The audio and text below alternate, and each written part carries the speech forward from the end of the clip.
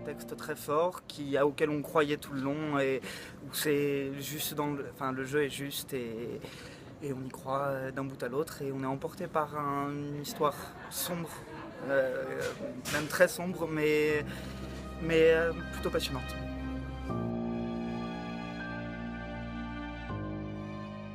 Dans le film, le personnage du docteur interprété par Ben Kingsley, à un moment donné, on a l'impression qu'il prend le dessus psychologiquement sur la Paulina, Paulina, qui elle, dans le film, donc interprétée par Sigourney Weaver, elle éprouve beaucoup de difficultés, contrairement, je pense, à ce qu'on a vu ici, où elle a l'air d'avoir une assurance, bien que son passé soit douloureux.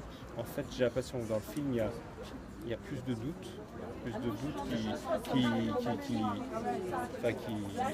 subit justement Paulina, et donc il y a vraiment une lutte psychologique, je dirais, entre le personnage du docteur et le personnage de Paulina.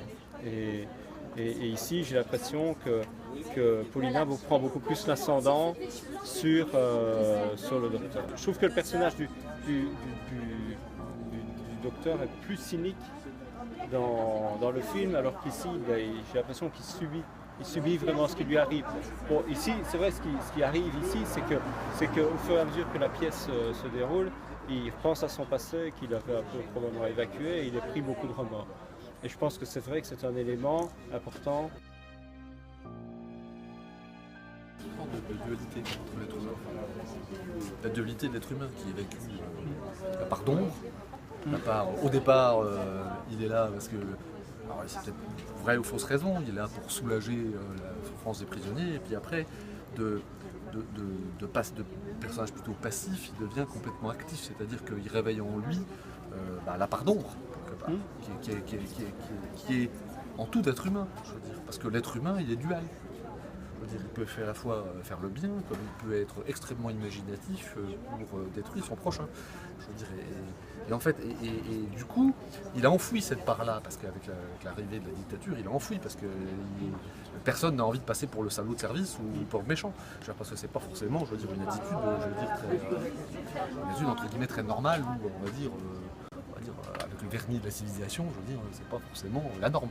Moi j'ai gardé le doute. Il y a un doute, effectivement. je trouve qu'il y a un doute. Il y a des détails, oui, comme 94 personnes, il y a un doute. Mais moi j'ai gardé le doute, je ne suis pas certaine Pas certain que ce soit lui. Et elle est tellement déstructurée, parce qu'elle a vécu, parce qu'elle est passée par quelque chose d'extrêmement horrible, je veux dire, dont personne n'en sortira intact.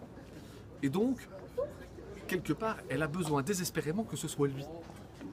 C'est vrai que dans la pièce, et quelque part, elle est peut-être même prête à travestir, je veux dire, ce que lui va dire pour que ça colle à son propre schéma. Tellement elle a besoin pour se construire, pour se reconstruire, que ce soit effectivement lui. Elle a besoin de guérir.